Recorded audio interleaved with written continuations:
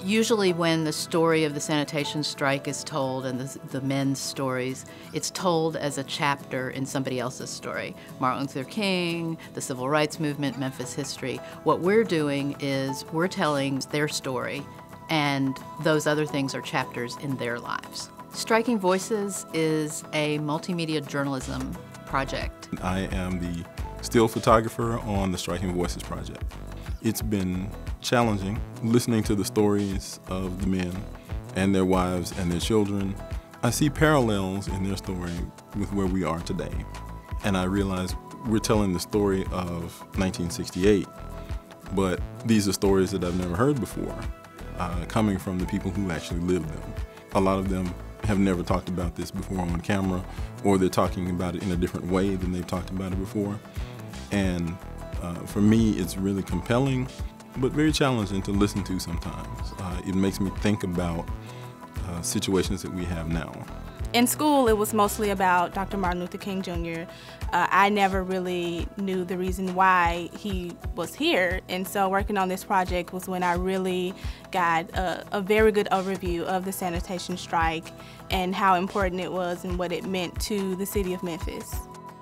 So my parents had the vision in 1968, when all of this was going on, to record it and document it because they were both journalists. They recognized that this world-changing event was happening, not just the assassination, but the sanitation strike itself.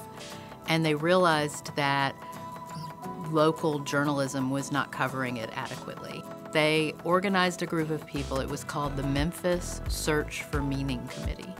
And the name came from a book about the Holocaust by Viktor Frankl called Man's Search for Meaning. And they had a couple of different goals, but what their goal ended up being was documenting the sanitation strike and the aftermath. Usually when nonfiction stories are told on video or film, you have some sort of professor telling it from an authoritative point of view from all the study they've done, or you have a journalist telling the factual side of things. And that's a really valuable point of view, and I mean, I'm a journalist, so of course I value that point of view. But what we wanted to do was take the men and their wives and put them as the voices of authority on their own lives. Kind of messes me up a little bit that I don't know about my history. It wasn't taught to me.